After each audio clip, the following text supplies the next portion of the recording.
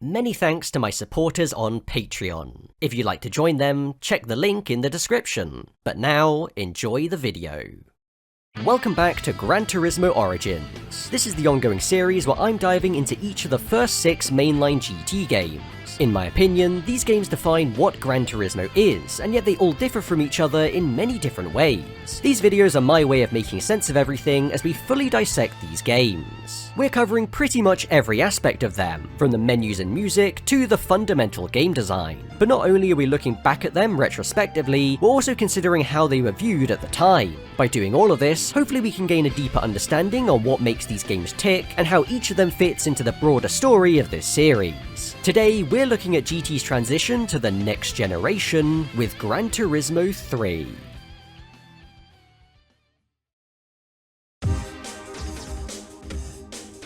The third entry in this series was teased as early as September 1999. With the unveiling of the PlayStation 2 at the Tokyo Game Show that year, so too came word on Gran Turismo 2000. The name implied when the game was planning to release, possibly as a launch title for the console. GT 2000 being so prominent in the unveiling really spoke volumes about the confidence Sony had in this series. Bear in mind that by this point, Gran Turismo 2 hadn't even released yet. Anyway, along with this unveiling, onlookers were treated to a short trailer previewing the game and its enhanced visuals. For many people, the next Gran Turismo was the clear standout of Sony's showcase, some outlets even going as far to call it the best looking game ever. As the months rolled on, GT 2000's overhauled graphics and driving physics were showcased further. In a March 2000 interview, series producer Kazunori Yamauchi revealed some very interesting possibilities with the PS2, such as changeable weather, car damage simulation, and even detailed interiors. The only drawback was that as a result of the increased fidelity now possible on the PS2, production times increased dramatically. Where GT2 had over 650 car models, it was soon revealed that GT 2000 was targeting a far more modest 150, roughly the same as the original game. However, even despite this reduction in size, Polyphony were keen to stress that the game would still take over from where GT2 left off, carrying across features like rally racing and introducing new and interesting cars and tracks. With the game fast approaching its winter 2000 deadline and more delays due to come, the title was officially renamed to Gran Turismo 3. Ultimately, Sony knew that if the game lived up to its promise, it was capable of being a system seller, so it was worth giving the PD team a bit more time to fully polish it. Beyond just being enjoyable to play, one of the targets of this game was to fully make use of the new hardware. Online connectivity was touted as one of the PS2's new features, and as one of, if not the flagship game of the console, GT3 was planned to make use of this as well, although it wouldn't be included at launch. Instead, a separate online version of the game was planned to release sometime later. It might not have ended up as a launch title, but GT3 still released fairly early into the PS2's life, April 2001 in Japan and July 2001 in most other regions.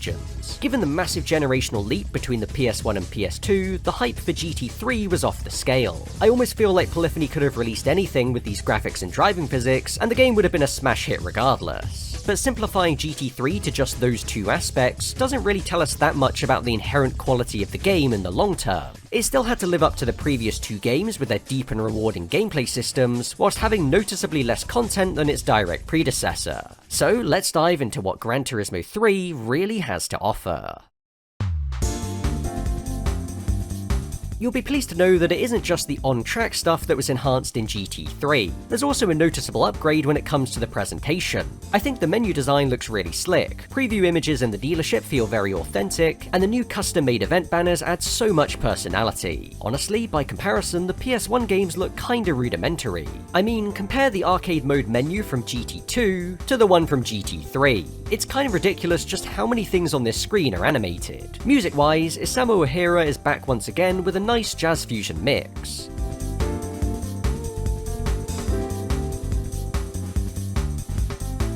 I feel that the slightly more upbeat energy of these songs complements the menu design really well. Tracks like Slipstream and Light Velocity are still some of my all-time favourites. Although GT3's menus represent a clear step up in terms of quality, thematically they still feel along the lines of the PS1 games. The GT mode map design, the bright orange highlights, even the menu sound effects are the same as GT2's. It's all just combined with greater colour variety and style to give the game a more premium feel. When it comes to the graphics, what can you really say? The game already looked incredible for the time in its GT 2000 guise, but the extra time afforded by the the delays took it even further. The fidelity of the car models and track environments really speaks for itself, and the overall aesthetic design looks stunning as well. GT3 makes use of contrast quite a lot in its visuals. This is very evident in places with lots of foliage, where shafts of light poke down between the trees, or at tracks that take place in the late afternoon with a low sun. I feel that lighting generally is one of GT3's biggest strengths in the visual department, but there are also plenty of smaller details. Overhead banners moving in the breeze, a heat haze rising from the hot track, among others. These are elements that many racing games don't bother with even today. Replay mode is once again where you can sit back, relax, and just soak it all in.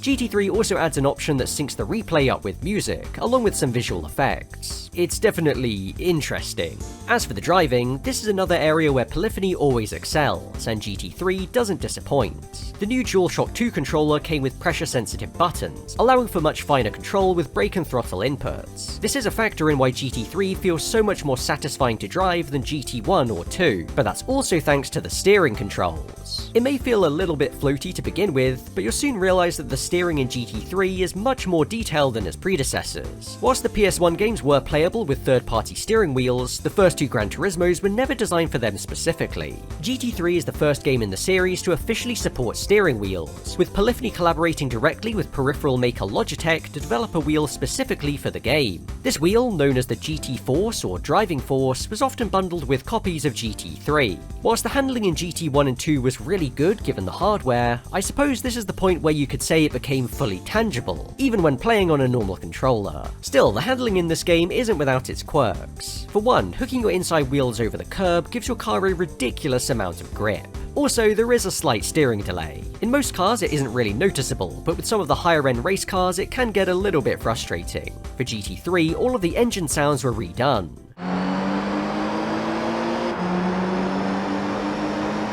They sound decent, but not that impressive compared to other aspects of the game. In terms of the in-race soundtrack, the 2001 vibes are on point. In PAL regions, it's a mixture of alternative rock from the likes of Feeder and Grand Theft Audio, as well as some high-tempo electronica from Overseer. Meanwhile, in North America, you'll find some old-school rock and metal from Motley Crue, Judas Priest, and The Cult. There's also a noticeable lean towards hip-hop and rap. This includes a song that Snoop Dogg made specifically for the game, the one and only Dogg's Turismo 3. Doggy, D-O-double-G in the Gran Turismo 3. Hearing Snoop name drop Deep Forest and the PT Cruiser will never not put a smile on my face. Honestly, both of these soundtracks rule. I only wish there was a complete version of the game that included all of the music together. The only songs that are shared in every version are the handful of original ones composed by Daiki Kasho. They definitely fit the vibe of the game, but to be honest, I find them a bit too generic. I think his songs in the games after this are a lot better. Although Kasho replaced Masahiro Andoh as the in-race music composer, Moon Over the Castle still returns for the Japanese intro of the game, although I've always found this version of the song a bit weird. To me, the build-up as well as the interlude in the middle have never sounded right, and I feel the same way for the NTSC intro music too. This version uses a Lenny Kravitz song, but remixed to sound more like Daiki Kasho's in-race music. It's good, but it's just a weird choice of song to start with. So, by process of elimination, my favourite intro is the PAL version, which uses Just a Day by Feeder.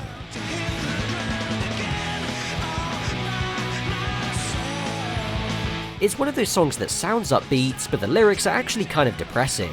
Putting my own sentimentality aside, I've always felt this song represents the tone of this game the best. In case you're keeping track at home, it's now 1-1 when it comes to my favourite intro between NTSCJ, NTSC, and PAL. So as we know, GT3 represented a massive step back when it came to purely the number of cars and circuit locations, about 180 and 19 respectively. It's disappointing, but understandable. However, beyond just the headline numbers, we again need to dive into what that exactly means. You see, even though GT3 has just a handful more cars than GT1, and even quite a bit less if you consider that game's racing modifications, it actually has far much more variety. The way I think about it is that GT3's car list has almost all the variety of GT2's, but just with less depth in each area. You'll still find a wide selection of vehicles representing different countries and different niches. Alongside all the JDM cars we expect to see, both from the 90s and the latest models, note, there are also fan favourites carried over from GT2, as well as a decent amount of new and interesting vehicles, some of which are now iconic to these games. They even found time to include a handful of unlicensed Formula 1 cars, introducing an all-new category to the series. Personally, I think they got the balance of this car list near enough perfect, and that point will become even more important when we discuss the career mode.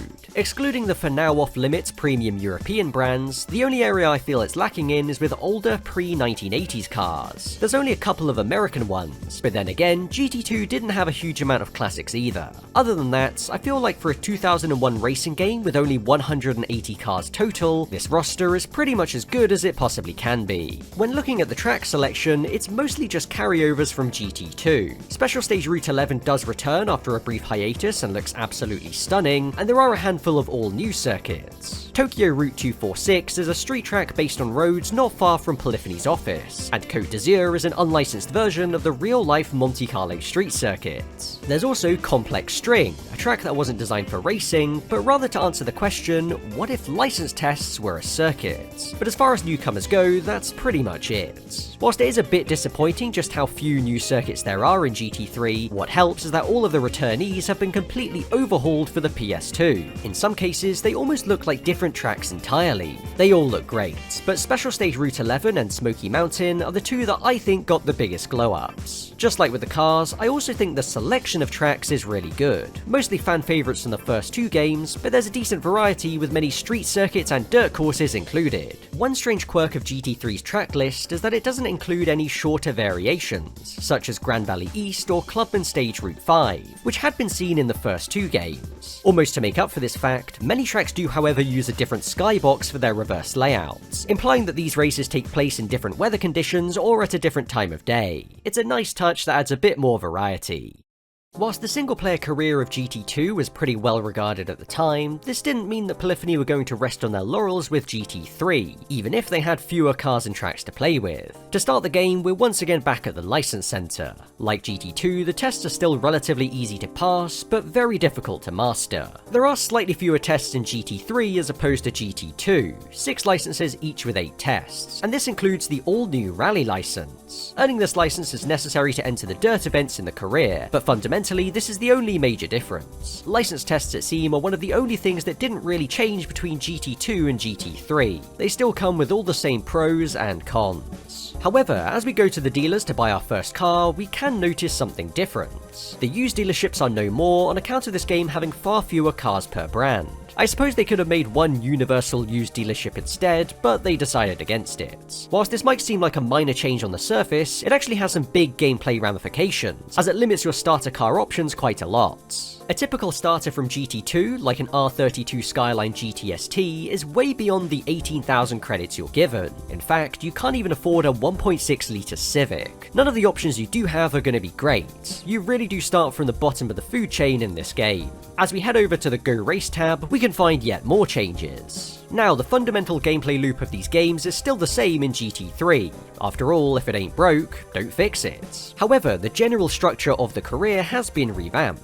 In GT1 and GT2, we had two main suites of events, the GT League and Special Events. GT League events contributed towards the end goal of beating the game, whereas Special Events didn't, but they did help you to progress. These events gave you more ways to earn money and, crucially, prize cars, but were intended for specific types of cars, thus incentivizing you to experiment by driving different cars and building up your collection with more variety. In GT3, the events are now separated into 3 different leagues based on their difficulty: beginner, amateur, and professional, alongside the standalone dirt events and endurance races. Of course, the beginner league is where you'll need to head first. Events that have races filling different performance brackets from GT2 is no longer a thing, although you will encounter some events that reappear in later leagues. This means that almost every event consists of multiple races, and you need to win all of them, or just finish with the most points if it's a championship to complete the event and earn a prize car. And outside of championship events, prize cars can only be won a single time, another change from GT2. So from the outset, this career actually has more similarities with GT1. There are other familiar elements as well. Qualifying reappears in this game, offering a small leg up in difficult races, although given how long it takes to complete, you'll most likely only ever use it in the late game, if at all.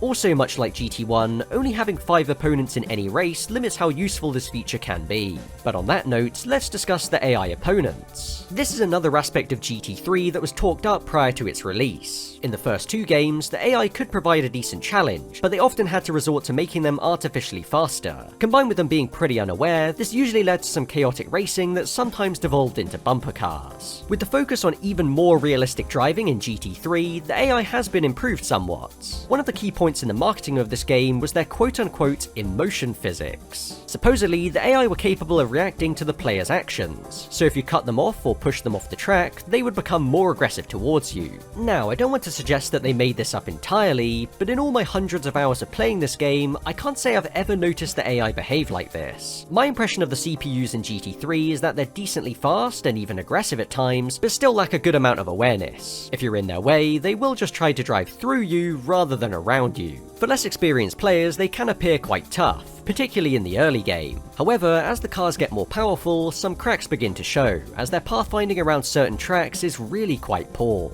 Also, Shelby Cobra at Laguna Seca. Enough said. Revisiting this game in current day, the AI is one of the things that hasn't held up amazingly. Then again, I suppose that's true for pretty much all racing games of this era.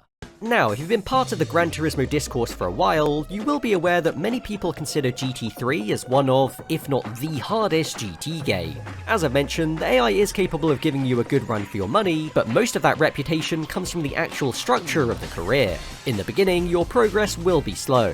The prize payouts are not very high, and the prize cars are often worse than the car you need to beat the event in the first place. You could very quickly end up in what seems like a dead end, where your only real option is to keep grinding away at one event, to earn enough money to either upgrade your car considerably or buy a much faster one. Now, something I've yet to establish is how you actually beat GT3 as such. Unlike the first 2 games, it's not as simple as just winning the GT World Championship, of which there are actually 3 in this game. Instead, to earn the 2 sets of end credits, you have to beat all of the events in the beginner and amateur leagues respectively. Curiously, the game never actually tells you this, and as such, most players don't realise that the slow pacing of the career is intended to make you play it in a certain way. It all comes back to what we established previously about these games. It's not just about getting faster cars, but building out your collection with more variety that you're then incentivized to use in different events. Unlike GT2, most of the events intended for specific types of cars actually have a requirement for you to use one as well, instead of a simple horsepower restriction. Therefore, to complete the beginner and amateur leagues, you're going to need to drive quite a few different cars whether you want to or not. When we consider this, the career takes on a much stronger element of strategy, because now, any car can be useful depending on your situation, even if it isn't an upgrade on what you already have. I discussed this concept with GT1, but GT3 really expands on this idea thanks to having much more car variety, which the career makes use of by having many more events for specific types of cars. Essentially, GT3 combines the well-balanced structure of GT1 with the car and event variety of GT2 to create a much more fleshed out career mode as a whole. You can probably guess from how I'm describing it that I really like this career structure. For me personally, the strategic element is an important aspect in what makes GT career mode so enjoyable. Every decision you make has a tangible impact on your path through this game. Of course, the curated prize cars you're given are a key factor in this, as they will naturally add variety to your car collection. For the most part, this just works. However, there are some notable cases where it kinda doesn't. Many GT games have underwhelming prize cars in the early game, but I think GT3 is the title that's earned the biggest stigma because of it. Now, whilst I think this criticism is somewhat overblown, in part thanks to an iconic internet meme, there is definitely some truth here. One Make events return from GT2, but now as part of the main career structure. On one hand, these are great, because they give you more reason to drive different cars, but the prize cars you're given for them are usually not very well thought out. You're often just given the same car you used to beat the event, but in a special colour. Now, special colour prize cars are a cool idea, and they were also in GT1, but the reason why they get so much flack in GT3 is because they don't tend to feed into the all-important gameplay loop. They're just a dead end. On the topic of prize cars, for championship events you're given one of 4 cars at random, as shown by this neat little animation. I love this in theory because it opens up even more branching paths on your playthrough depending on which car you get. However, the execution of this in GT3 could have been a lot better. Too many events have prize pools that vary wildly. Take the European Championship in the Amateur League, where you can win cars ranging from the Gillet Vertigo race car to a Mini Cooper. What exactly is the logic here other than to just piss people off? I still think it's a great feature that should have returned in more GT games. That way they could have improved it by making the prize cars more balanced in terms of performance and value, but still varied in other ways. Fortunately, you can save scum in GT3 by skipping the final race in the championship as long as you have enough points, so with a little extra work, you can get the exact prize you want. Bear in mind that just because the game intends for you to beat every event in the beginner and amateur leagues doesn't mean you actually have to. As such, you can avoid certain events entirely. Like I said, the game never actually tells you what you need to do to beat it, and the open-ended design means that you're free to progress however you want to. The only differences are that you won't see the end credits, and you'll miss out on a few extra prize cars. Unlike pretty much all of the games after this, GT3 doesn't place any artificial roadblocks in the way of your progression. As long as you have the necessary license and an eligible car, you can enter any event you want to. This opens up so many opportunities in how you can play this game. For instance, you can treat it like GT1 and GT2, where your end goal is to beat the GT World Championship, either all three or just the one in the professional league. In this respect, GT3 is possibly the most open-ended Gran Turismo, and the limited options you have in the early game mean that no matter how you play it, there will always be an element of challenge.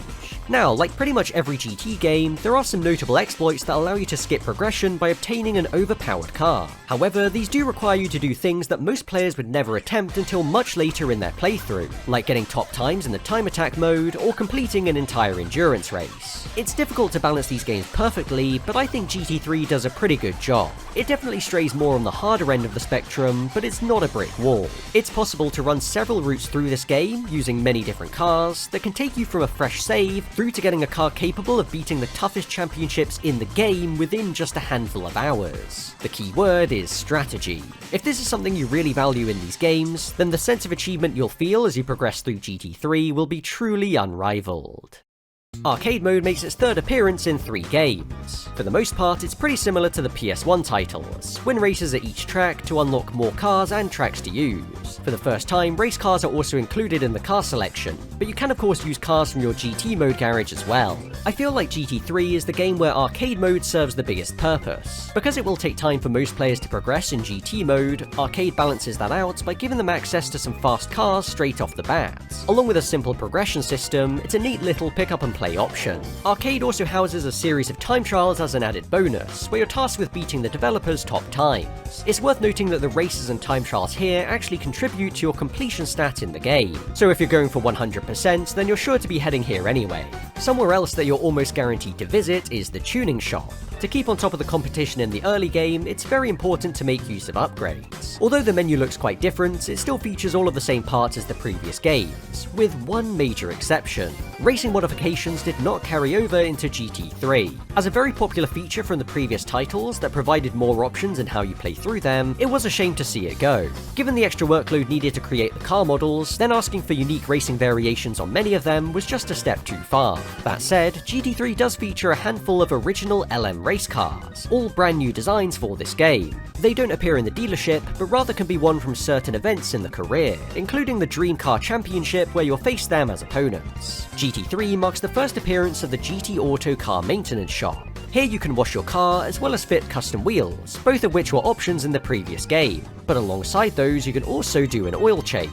As you drive your cars in this game, their oil will gradually deteriorate and you'll start losing engine power. As such, changing your car's oil will become a regular occurrence for cars you drive consistently. This is especially important in the late game where there are many long championships, meaning you'll likely start losing power during the course of the event. Weirdly, new cars bought from the dealership will also receive a slight power bump when changing their oil. Oil changing as a feature doesn't really add that much to the gameplay, but given that it appears in almost every game after this, it's kind of become part of the fabric of Gran Turismo. At this point, it would just feel weird if it weren't there. Like GT2, rally events return as a distinct part of the game. This time, however, you do actually race a physical opponent, which makes things a bit more interesting. Like most other single-player races in GT3, if you're decently matched with the AI, these races can be pretty intense. The handling is also a definite improvement over GT2, feeling far different than simply driving on tarmac.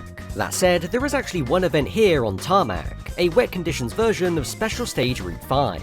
Driving-wise, this is just like dry tarmac, but your car is slightly more prone to sliding. However, it's the visuals that really steal the show. I know it's all just clever trickery, but how they managed to make the reflections on the wet road look this good back in 2001 still blows me away. Arguably, this looks just as good, if not even better, than what we have in current day. Structure-wise, the rally events are laid out in a similar way to how they were in GT2. They each consist of 3 races at the same track that get gradually tougher as the opponent car gets faster. Given the need for its own license, the rally events kind of exist as its own separate part of the career, but at least you earn prize cars this time, including the mighty Pikes Peak Escudo. This car has been noticeably nerfed since GT2, but it's worth mentioning here because it's one of the few cars capable of performing a certain glitch. In GT3, there's a bug in which high downforce race cars can be set up in a way to make their front wheels lift. This confuses the physics engine into thinking the car is continuously falling, thus allowing it to accelerate infinitely. Now, with GT2, we discussed the many glitches it came with at launch, but by comparison, GT3 was far more solid. In that sense, it's quite ironic that one of the very few noteworthy bugs in this game has become arguably the most famous one in the entire series. Because not only is it hilarious, it's also quite useful. GT3's version of the test course has been made much longer, and this exploit can be used to completely destroy races that take place here in the late game. So, I've spent a lot of time already talking about the general structure of GT3's career from a broader playthrough perspective. But what's it like to actually play these events in isolation? Well, this is still Gran Turismo, so you shouldn't expect any major surprises. But there are a few things that GT3 does differently. Until this point, tyre wear was only a factor in endurance races, but GT3 introduces this into regular career races as well. Starting in the Amateur League, you'll find some events that feature tyre wear, and by the Professional League, they all have it. This adds a layer of in-race strategy, as tyre choice is now much more important.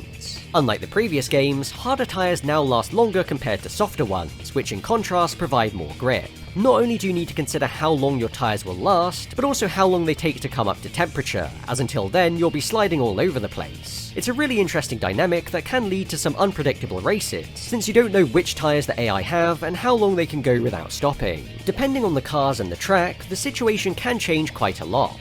You might have to defend from cars behind that have better tyre life, or make a comeback victory after stopping for fresh rubber. When it comes to strategy, it has to be said that the player has a big advantage over the AI opponents, as they're programmed to just come into the pits once their tyre wear reaches a certain threshold, regardless of how many laps are left.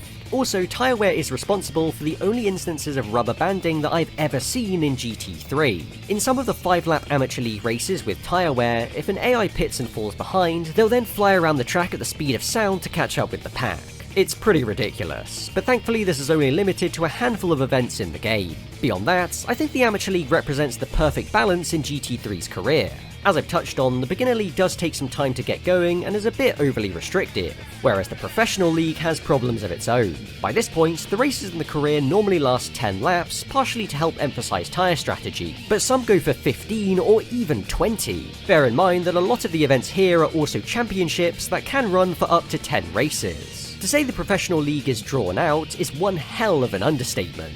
When you then throw in some really baffling event choices, like the returning Vit/Yaris race, and the overuse of test course, this league can seem like it's trying to test your patience more than your driving skill. To a degree, I do think Polyphony realised this, hence why you don't even have to touch the Professional League to beat the game.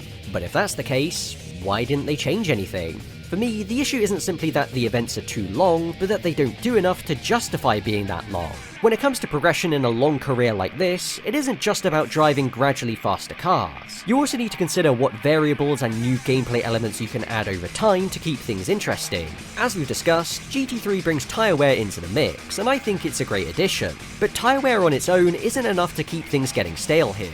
By this point, you'll already be very familiar with the tracks. Although the reduction in cars is often what gets talked about with GT3, I've always felt like the relative lack of unique circuits is much more noticeable when playing through this game. Whilst the selection is still decent, the sheer size of the career means that after a while, these tracks will inevitably start feeling repetitive. So considering that as well, this game is screaming out for something to add another layer of intrigue. This could take many forms: more cars on track, dynamic time and weather, mechanical damage, and plenty more. That's not to speak for how viable any of those would have been given the scope of GT3 already, but without things like these, there's simply no reason for the Professional League to be designed the way that it is. Remember, GT3 also features an entire entire suite of endurance races lasting up to 2 hours. These take place across a variety of different circuits and using various types of cars. I like the selection here quite a lot. Each of the races feel unique from one another. Also, when you consider that doing the longest ones will still take noticeably less time than completing a long championship in the late game, they're actually more worthwhile to do given the types of prize cars you can get. If you're looking to play GT3, here's my advice for the professional league. Only do the single race events and the GT World Championship. Unless you're aiming for 100% completion or a specific prize car, it just really isn't worth doing the rest.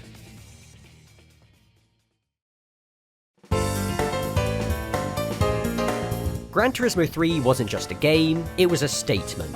A statement from Polyphony that they were so far ahead of anyone else in the racing game genre that they were virtually untouchable. As the perfect and near-perfect reviews rolled in, it became clear that GT3 had moved the goalposts much further beyond what GT1 and GT2 even did. When looking at the reception back in the day, it's hard to pinpoint any specific area that GT3 excelled in the most. It looked great, felt great to drive, had an addictive career mode, a great soundtrack, it just did everything so much better than anyone else. Really, it's far more interesting to look at the short list of complaints that players had back then. Much like GT2, there were a few who noted that the game didn't do anything drastically different to its predecessors. Now, a lot of things changed in GT3, but when you look at the fundamental gameplay loop, winning races to earn money and cars, buying new cars and upgrades, winning more races, etc., it is the same formula. That said, how GT3 tweaks and repackages its single player results in a massively different gameplay experience. Where GT2 catered for a more sandbox style experience, where the career is more about just enjoying the huge car and track roster, GT3 is a much more structured affair, where the challenge and gradually progressing through it provides most of the intrigue. It's subtle, but also not that subtle if you really think about it. Ever since the first game, car damage was one of the most requested features, and its continued absence was noticed, especially since the game was proclaimed as a driving simulator. It also seems like, even back then, people realized that the artificial intelligence wasn't as intelligent as they were led to believe. And of course, the reduction in car models was also noted, although it wasn't seen as much of a drawback as you might expect. The trade-off for higher detail visuals was very well known, and many people saw this as the right choice given Polyphony's ability. What this also did was help future-proof the car models, and that would prove to be a very wise decision. As for this game's impact on the wider gaming sphere, it was enormous. At the very least, it proved that Gran Turismo was here to stay. It was certainly no one-generation wonder. Sony's faith in the title paid off big time. GT3 still stands as the second best-selling PS2 game ever, and until recently, it was the highest-selling GT game to boot. Being so strongly linked with the best-selling video game console in history didn't hurt, and the game often came as part of a PS2 bundle as well. In those early years, GT3 was commonly viewed as the game of the PlayStation 2. For other racing game franchises, the impact of GT3's release was certainly felt.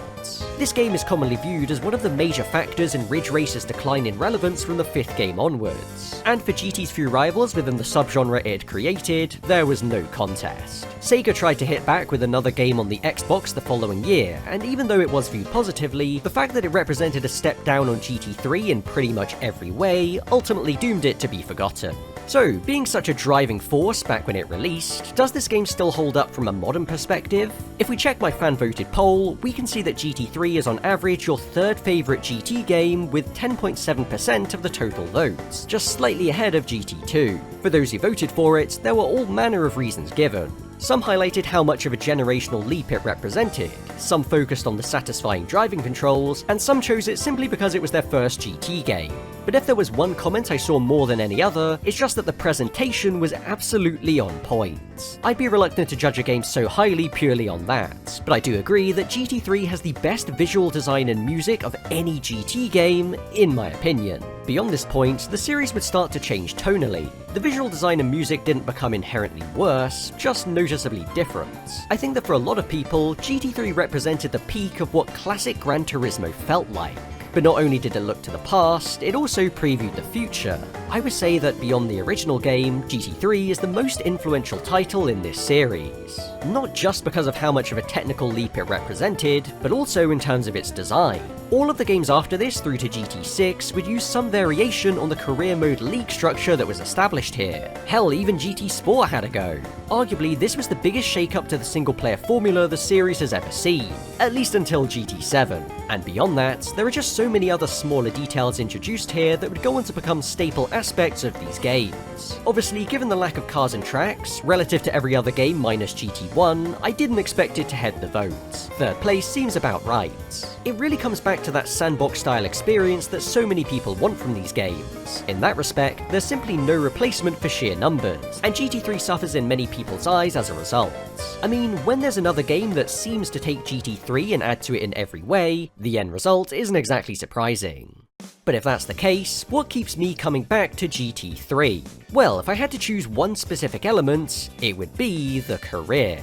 I guess it shouldn't come as a shock that my personal favourite GT game does what I consider the most important thing in these games the best. In my opinion, of course. I think it says a lot that whenever I feel the urge to just boot up a GT game and start a new playthrough from scratch, I almost always choose GT3. To me, how the career functions in this game is just so fascinating. Every choice you make, including which car you start the game with, will have almost an instant impact on your entire trajectory through this career. As such, you can end up in some bizarre situations purely based on the simplest of choices. For example, taking on a field of fully fledged GT cars with a WRC machine is something that you might attempt in one of these games as a fun challenge. However, GT3 is possibly the only game in this series where you might end up doing this organically in a playthrough, simply because it represents the most optimal path for progression that you have.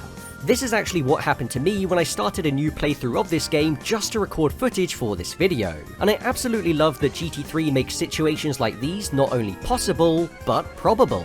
In a video I made a while back criticizing GT7, I made the point that in the older GT games, by the time you fully completed them, you would have all the cars you wanted, or at least have the means to get them, thus completing your journey in the game in a neat and satisfying way.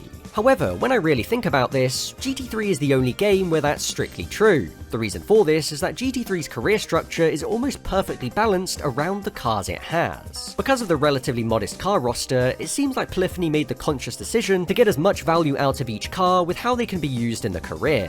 Now, I've seen people label GT3 a glorified tech demo simply because it doesn't have that many cars or tracks, and it came out pretty early in the PS2's life. But what those people don't seem to realise is that GT3's career mode is absolutely massive. Seriously, it is noticeably bigger than GT2's, but using just a fraction of the cars and tracks. In terms of bang for buck, GT3's career mode is easily the best in the entire series, and it's not even close. Does it stretch its content too thin in places? Yes, particularly in the professional league as I've shown, but for the most part, this game is an exercise in making full use of the assets at your disposal. If you're aware of my gripes with the current state of Gran Turismo, then you'll understand why I feel so strongly about this in particular. GT3's career is everything I value in a single player and what I judge every other GT games against. It is the beating heart of a truly excellent game, one that has changed my life in many different ways.